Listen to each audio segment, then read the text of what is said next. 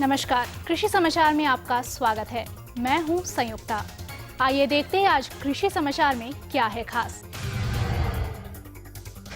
इस वर्ष खरीफ के लिए होगा 50,000 हेक्टेयर रकबे का विस्तार। बिरसा कृषि विश्वविद्यालय में नव नियुक्त जनसेवकों को दिया गया प्रशिक्षण। सूकरों को खुरहा चपका और ज्वर रोग से बचाने के लिए टीकाकरण है जरूरी। अब समाचार विस्तार से। राज्य सरकार की योजना है कि इस वर्ष खरीफ की खेती के लिए 50,000 हेक्टेयर तक कृषि रकबे का विस्तार किया जाए। इसके लिए अतिरिक्त जमीन चिन्हित करने का काम शुरू कर दिया गया है। इस अतिरिक्त जमीन पर विशेष रूप से धान की फसल पर जोर दिया जाएगा। बारिश न होने या कम होने की स्थिति में वैकल्पिक फसलों पर जोर दिया जाएगा। पिछले दिनों बिरसा कृषि विश्वविद्यालय में नए बहाल किए गए जनसेवकों के लिए एक प्रशिक्षण कार्यक्रम का आयोजन किया गया। इस अवसर पर राज्य के विभिन्न जिलों से आए नवनियुक्त जनसेवकों ने बीएयू परिसर में जैविक विधि से की जा रही बैंगन सहित अन्य फसलों की खेती का अवलोकन किया। ये 47 हमारे जनसेवक जो नवनियुक्त जनसेवक या झारखंड में अपॉइंटमेंट हुआ है, उनको लेकर के हम एक्सपोजर विजिट के लिए आए हुए हैं बिरसा कृषि विश्वविद्यालय में। और ये ऑर्गेनिक फार्मिंग पे हमारा ये पूरा एक्सपेरिमेंट है। बैगन में KV3 इसकी वैरायटी है। से पूरी तरह से ऑर्गेनिक फार्मिंग का ये हमारे विश्वविद्यालय का एक्सपेरिमेंट है, जिसको हम दिखाने के लिए यहाँ पे आए हुए हैं।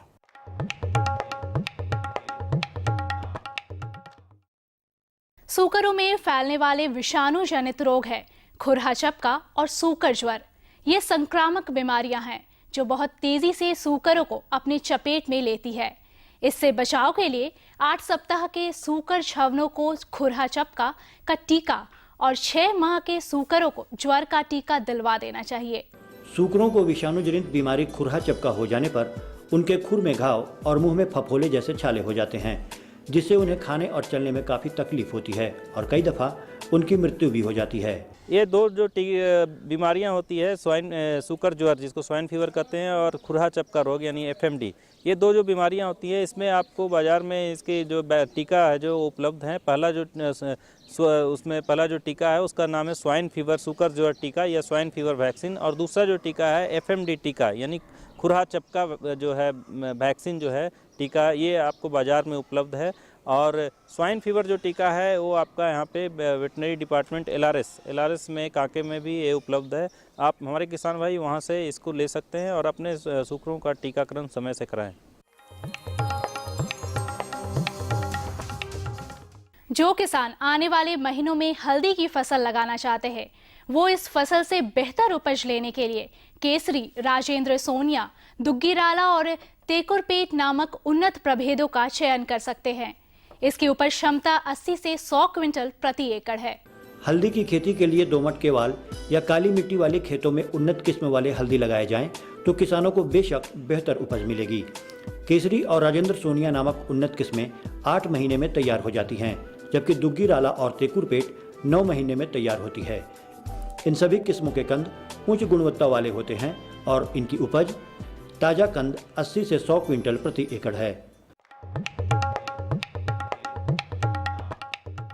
जो किसान व्यावसायिक तौर पर मौन बक्सों में बड़े पैमाने पर मधुमक्खी पालन कर रहे हैं, वो मधुमक्खी के छत्ते से शहद निकालने के लिए मधु निष्कासन यंत्र का इस्तेमाल करें। यह सरल और सुरक्षित तरीके से शहद निकालने में कारगर है। मधु निष्कासन यंत्र मिश्रित धातु के चदरे से बना होता है। ये गोलाकार ड्रमनुमा बक्से जैसा दिखता है। इसके बाहर एक हैंडल लगा होता है। हैंडल से ही जुड़ा हुआ बक्से के अंदर एक खांचा लगा होता है। इस खांचे में मौन बक्से से निकाले गए शहद युक्त तख्ते को फिट कर दिया जाता है। जब हैंडल को घुमाया जाता है तब शहद युक्त तख्ता घूमने लगता है और शहद चिटक कर बाहर निकलने लगता है।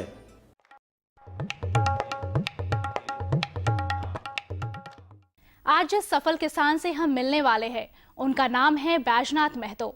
ये ओरमांझी प्रखंड के मनातू गांव के निवासी है, जो अभी अपने 3 एकड़ खेतों में तरबूज खरबूज की खेती कर रहे हैं।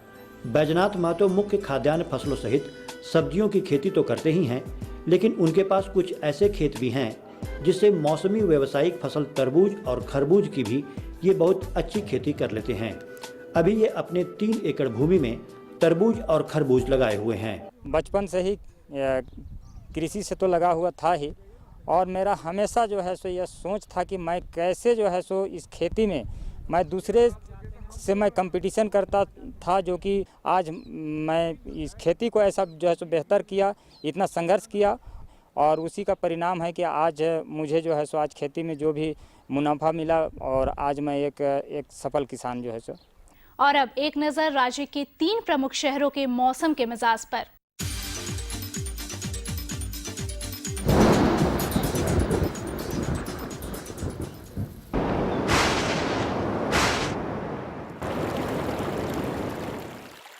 आज राज्य के 3 प्रमुख नगरों के अधिकतम और न्यूनतम तापमान कुछ इस तरह दर्ज किए गए।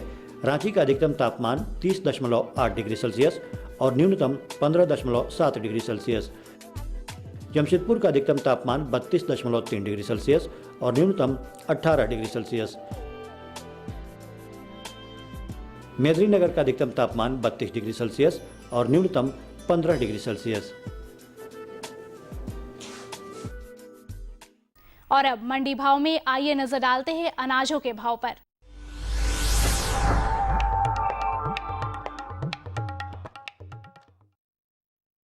आज कृषि उत्पाद बाजार समिति पंडरा रांची में विभिन्न खाद्यान्नों के थोक भाव कुछ इस प्रकार दर्ज किए गए। चावल मोटा 1900 रुपए से 2000 रुपए, चावल मध्यम 2100 रुपए से 2200 रुपए, चावल उत्तम 2300 रुपए से 2500 रुपए, गेहूं 1600 रुपए से 1650 रुपए, चना 4900 रुपए से 5100 रुपए, दाल अरहर 6700 रुपए से 7000 रुपए, दाल मसूर 4350 रुपए से 4500 रुपए, दाल चना 5650 रुपए से 5900 रुपए, सरसों तेल 9950 रुपए से 10000 रुपए, चीनी 3300 रुपए से 3400 रुपए, आलू 580 रुपए से लेकर 675 रुपए और प्याज 1200 रुपए से लेकर 1250 रुपए प्रति क्विंटल रहा।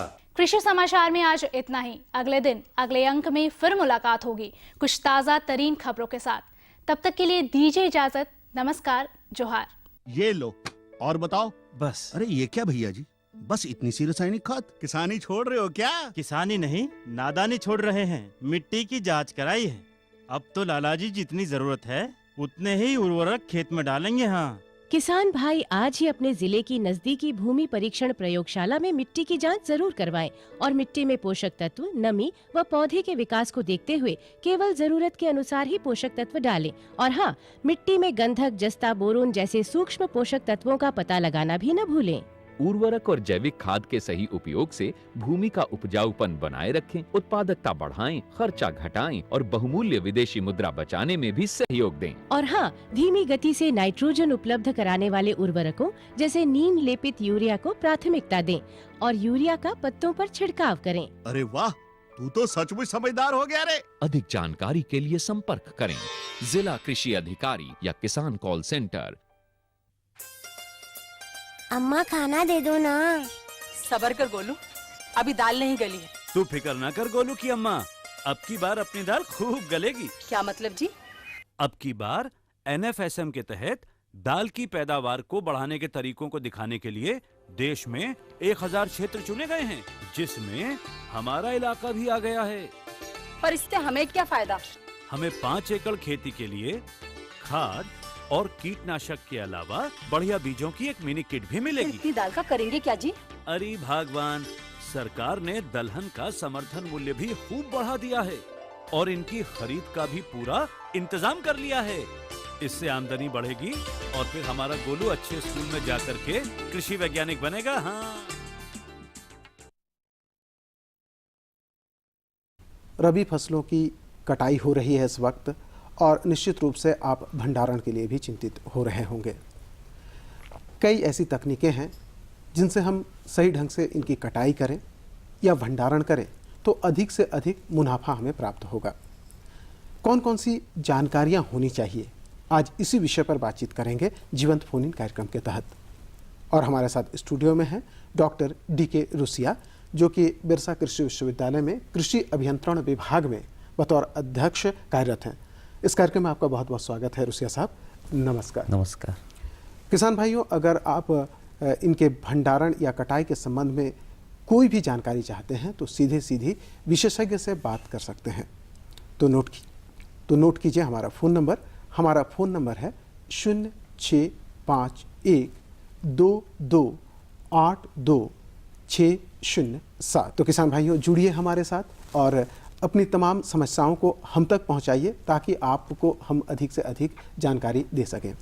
इससे पहले कि आप हमसे जुड़े, हम अपनी तरफ से डॉक्टर साहब से ये जानना चाहें कि इस वक्त रबी की बहुत सारी फसलें हैं जिसमें तिलहनी फसलें शामिल हैं, दलहनी फसलें शामिल हैं, गेहूं शामिल हैं, सब्जी फसलें हैं, तो तमाम तरह की फसलें हैं। इनमें कटाई किस तरह से की जाए ताकि हमारे किसान भाई अधिक से अधिक मुनाफा प्राप्त कर सकें और साथ ही साथ उन्हें अधिक दिनों तक रख सकें?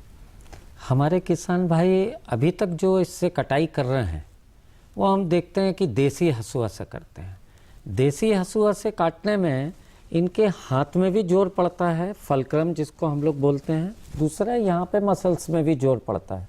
हम जितनी अपेक्षा रखते हैं किसान भाइयों से, उससे वो कहीं बेहतर ज़्यादा काट सकते हैं अपने शरीर को, वो बिना कष्ट, कम कष्ट दिए हुए। तो हमारे पास नवीन हसुआ है। नवीन हसुआ दांतेदार है। दांतेदार उसका जो हैंडल है वो थोड़ा सा अच्छा डिज़ाइन का है जिससे पकड़ अच्छी होती है, और हमारे किसान भाई अगर उससे काटते हैं तो उनको ज़्यादा लाभ होगा। ड्योढ़ा एरिया कवर कर सकते एक दिन में और जल्दी फसल कट के आ जाएगी, झड़ाई दाना का कम होगा और फसल लाते लाते काटते काटते गिरेगी नहीं खेत में, हमारा नुकसान कम होगा। तो अगर हम हसुआ से काटते, नवीन हसुआ से, तो हमारा जो खर्च आता है वो 3500 रुपये प्रति हेक्टेयर, मतलब 2.5 एकड़ 3500 रुपये में कटेगा, और हम आधा एकड़ प्रतिदिन ही काट पाते हैं। दूसरा, अगर हम इससे केवल गेहूं और सोयाबीन काट पाएंगे।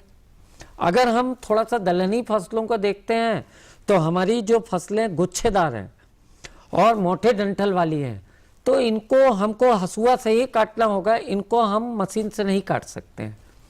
हम अगर रीपर का इस्तेमाल करेंगे तो हमारा 300 रुपये प्रति हेक्टेयर का खर्चा है, और हम 5 एकड़ प्रतिदिन हम फसल काट सकते हैं रीपर से, मशीन से, और खर्चा भी हमारा ज़्यादा नहीं है। 1 घंटे में 1 लीटर डीजल लगता है।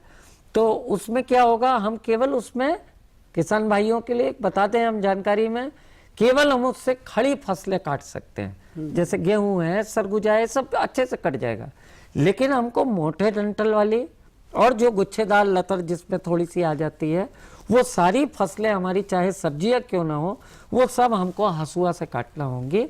और हम हसुआ से काटने के लिए अगर हम देसी हसुआ का विकल्प देखते हैं तो आज हमारे पास नवीन हसुआ है। अन्य राज्यों में इसका बहुत अच्छे परिणाम आए हैं, हमारे राज्य में भी ये काफ़ी अच्छा चल रहा है। बहुत किसान इससे लाभान्वित होते हैं। इसको जो एक बार वापरता है बार बार इसको पूछता है। तो इसी क्रम में हम ये जानना चाहेंगे डॉक्टर साहब, जो नवीन हसुआ है, 2 बातें हैं, इसकी उपलब्धता और इसकी कीमत, क्योंकि किसान भाइयों को दोनों ही जानकारी इसकी उपलब्धता हमारे बिरसा कृषि विश्वविद्यालय में है, कभी भी आके ले सकते हैं, और इसकी कीमत 150 रुपये है। हैंडल बहुत अच्छा है, इसमें जो दांतेनुमा ब्लेड है ये जब चाहें जब बदल सकते हैं, बाजार में भी मिलती है, हमारे यहाँ से भी ले जा सकते हैं। इसलिए किसान भाइयों को मैं नहीं समझता किसी प्रकार की कोई परेशानी होगी। बिल्कुल, ये तो बात हो गई कटाई की। हम देखते हैं कि जब किसान भाई दौनी करते हैं तो इसमें 2 तरह की चीज़ें होती है। एक तो पारंपरिक ढंग से दौनी करते हैं, बहुत सारे किसान भाई हमारे यहाँ हैं जो पारंपरिक ढंग से दौनी करते हैं, लेकिन चूंकि मशीनीकरण का युग है, बहुत सारी मशीनों का विकास हो गया, तो दौनी करने के लिए किसान भाई किन किन मशीनों का प्रयोग करें और किस तरह से उनको इसका लाभ मिल सकता है? देखिए, जैसे गेहूं की बात है तो हम किसान भाइयों को कहेंगे कि गेहूं का थ्रेशर ले लें। 4 क्विंटल गेहूं 1 घंटे में आपका झाड़ के अलग कर देगा, कचरा अलग, भूसा अलग। 4 क्विंटल मतलब 4 बोरे 1 घंटे में गेहूं के थ्रेशर से, और बहुत आसानी से, खर्चे भी बहुत ना के बराबर है। और अगर हम दूसरी फसलों को देखें तो थोड़ा मल्टी क्रॉप एक थ्रेशर आता है, मतलब बहुफसली। हम उसमें मक्का, ज्वार, दलहन, तिलहन ये सारी ले चल सकते हैं, उसमें केवल हमको पैक की सेटिंग करना होगी। जिस प्रकार की साइज के दाने होंगे, एक कान के गैप के साथ हम लोग उसको सेटिंग कर देते हैं, बहुत अच्छा निकलता है। लेकिन जो पीट कर और उसको दावरी करके और ट्रैक्टर चला के करते हैं, इससे दाना नुकसान होता है। हम बीज के लिए भी इसको भंडारण करते हैं, हमारा जर्मिनेशन अंकुरण जो है ना बहुत कम होता है, तो ये हमारी परेशानी आती है। रहा हमारे में मक्का का, मकई का, तो किसान भाई देखिए, हमको अपने जानवरों की भी रक्षा करनी है, अपने साथ साथ हमको दर्रा वगैरह देना पड़ता है। तो हम ग्लास से, या हमारी महिलाएं, ग्रामीण महिलाएं ग्लास से निकालती हैं मक्का को दाना, नाखून से निकालती हैं। एक दिन में देखते हैं बहुत मुश्किल में 2, 4, 5 किलो निकालती हैं, थकान आती है और मजदूरी ज़्यादा लगती है।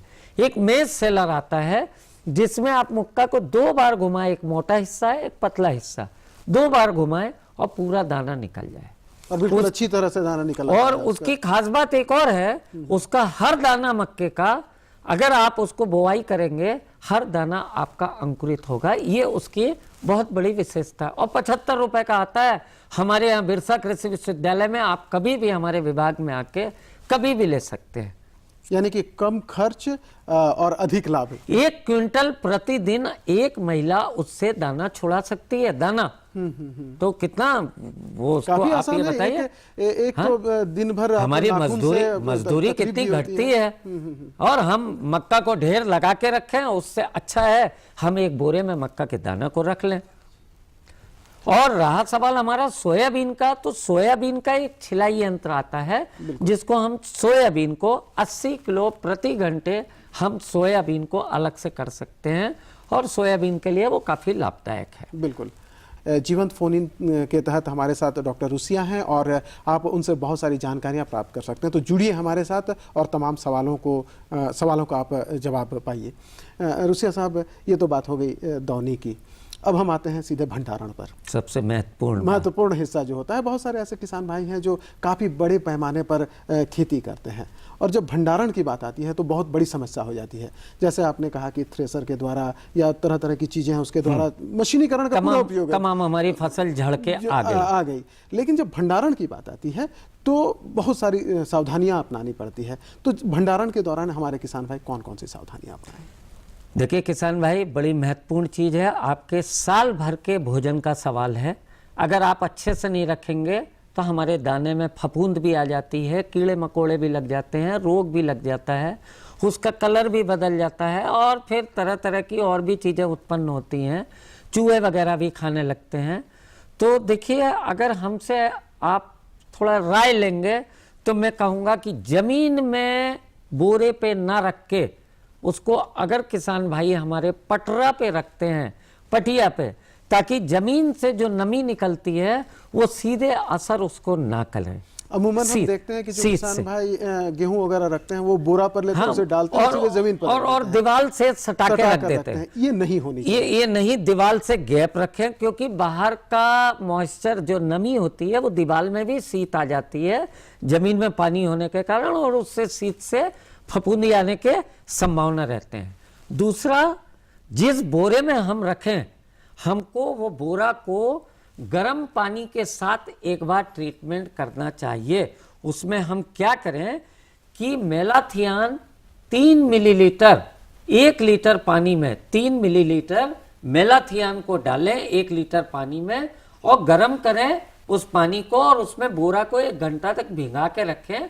उसके बाद उसको सुखा लें, तब वो भंडारण के लिए बहुत अच्छा मतलब बोरा माना जाएगा। बिल्कुल, बहुत महत्वपूर्ण जानकारी आपने दी। उसमें अगर अमूमन होता क्या है कि किसान भाई सीधे रख देते हैं। ये किसान भाइयों, आप निश्चित रूप से आप इस बात का ध्यान रखें, जैसा कि डॉक्टर साहब ने बताया कि आप बोरा को निश्चित रूप से गर्म पानी में डुबाएं, और जैसा कि दवा का आपने नाम बताया, हम 3 मिलीलीटर मेलाथियान। जी, मेलाथियान दवा अगर आप 3 लीटर व्यवहार करते हैं 1 लीटर पानी में, बस केवल उसको अच्छे से गर्म कर दें, और थोड़ा उसको हम लोग हॉट वाटर ट्रीटमेंट कहते हैं, वो कर लें। काफी लाभ होगा इसका। काफी अच्छा। एक और बात है, अब आएंगे चूहे भी आएंगे।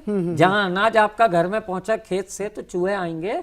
तो चूहे आएंगे तो आपको क्या करना है, 1 एम्प्यूल आता है इथाइल डाइब्रोमाइड का। तो जहां 1 क्विंटल आप रखते हैं अनाज जिसमें, उसमें अगर 1 एम्प्यूल इथाइल डाइब्रोमाइड का किसान भाई रख देते हैं तो इसमें चूहा लगने की संभावना बिल्कुल खत्म हो जाती है। मतलब जो हमारे अनाज का सबसे बड़ा नुकसान चूहे के द्वारा होता है वो बहुत बच जाएगा। दूसरा, हम चाहें तो एक सेल्फास की भी गोली रख सकते हैं, वो भी बहुत सफिशिएंट है। वो 3 क्विंटल अनाज के लिए 1 सेल्फास की गोली बहुत है और बहुत फायदेमंद रहेगा। अच्छा, एक और बात है कि हम लोगों को नीम की पत्ती या नीम के जो बीज होते हैं वो भी हमको बोरे के साथ रख देना चाहिए। इससे भी छोटे छोटे जो कीटाणु आते हैं उनकी भी संभावना बहुत कम हो जाती है, क्योंकि हमारा 14%, देखिए हमको 14% नमी रखना होगी उस फसल को भंडारण के लिए, उससे कम नहीं रखेंगे, उससे ज़्यादा ही रखेंगे, तो उतना उसमें नमी होना चाहिए। इस नमी को आप चेक करा सकते हैं, दूसरी जगह कई इसके उपकरण हैं। हाँ, तो ये एक फायदे हैं। लेकिन अगर आप इसमें नहीं रखते हैं, बोरे से नहीं रखते हैं, तो आजकल बड़ी अच्छी अच्छी किसान भाइयों की जानकारी मैं दे दूं कि बहुत अच्छे अच्छे हमारे पास सीड बिन आ गए हैं। सिंपल सीड बिन, सीड मतलब बीजा रखने का और बिन मतलब कोठियां, बहुत सिंपल आ गए हैं। 2 तरह की आती हैं। एक आती है आरसीसी की, जो पत्थर जो हम लोग घर में ढलाई वगैरह करते हैं उसी प्रकार की बारीक ढलाई की एक आरसीसी की बिन आती है लोहे के अलावा। और एक आती है कोरोगेटेड स्टील सीट की, कोरोगेटेड चद्दर की, नालीदार चद्दर की, वो भी सीट आती है, तो वो बड़ी अच्छी रहती है। ये सब चूहा इसमें लगने की संभावना नहीं है। मतलब अगर आप थोड़ा सा नीम की पत्ती या नीम की निमोली अगर रखते हैं तो इससे भी आपका काफी हद तक सामना हो जाएगा। एक लेयर के बाद थोड़ा सा नीम रख दी, फिर दूसरी लेयर, फिर तीसरी लेयर, तो इस प्रकार से जब नीम रखते जाएंगे कोई हार्म नहीं है, कोई नुकसानदेह। डॉक्टर साहब, हम इस पर और बात करेंगे। किसान भाई हमारे साथ जुड़े हुए हैं। हेलो। हाँ, हेलो, नमस्कार, कृषि दर्शन कार्यक्रम में आपका स्वागत है। जी जी जी। कि हम लोग जो फसल मिट्टी का ये रखते हैं, क्या कहते हैं, कोठी होता है बना हुआ, उसमें कीड़ा लग जाता है, तो हम कैसे क्या करें जो उसमें कीड़ा ना लगे? अच्छा, तो देखिए किसान भाइयों, आपको सलाह दी कि इथाइल डाइब्रोमाइड जो 1 एम्प्यूल है प्रति क्विंटल के लिए आप उसको अवश्य उसके साथ रख दें, तो उसमें ये संभावना बिल्कुल खत्म हो जाती है। तो अगर आप इथाइल डाइब्रोमाइड 1 एम्प्यूल जिसको प्रति क्विंटल मतलब 1 बोरा अनाज के लिए अगर आप उसको वापरते हैं तो आपको ये सब संभावनाएं बहुत कम हो जाती हैं।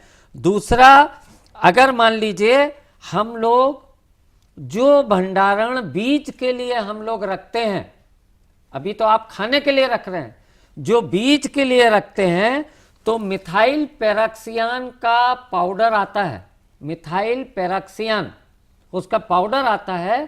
तो जितना आप भंडारण करते हैं, मान लीजिए आप भंडारण करते हैं 5 क्विंटल, तो उसका जो 100वां हिस्सा हुआ मतलब 5 किलो हुआ, उसमें आप उसको मिला के एक थैली में मिथाइल पैराक्सियान को आप रख दें मिला के।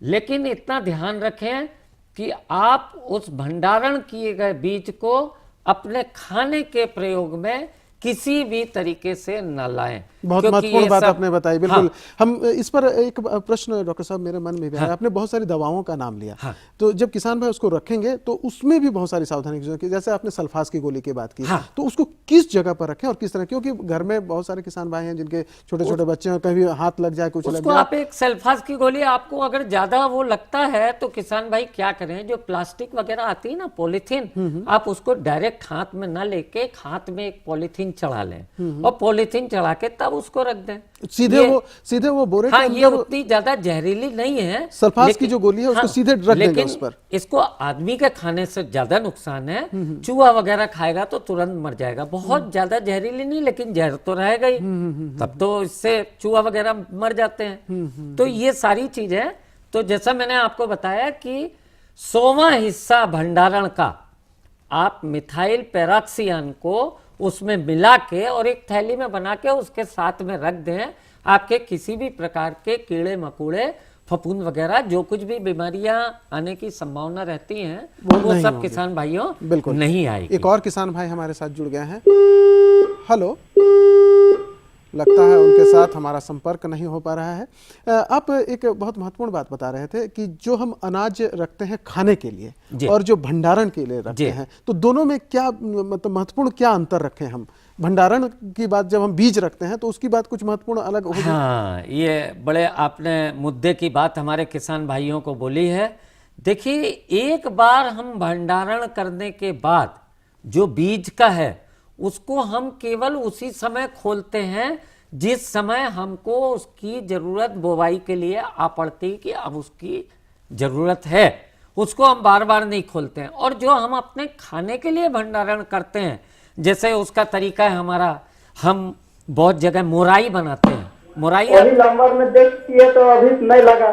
बिल्कुल, एक किसान भाई और हमारे साथ जुड़ गए हैं। हेलो हेलो जी, नमस्कार, कृषि दर्शन कार्यक्रम में स्वागत है। क्या प्रश्न है आपका?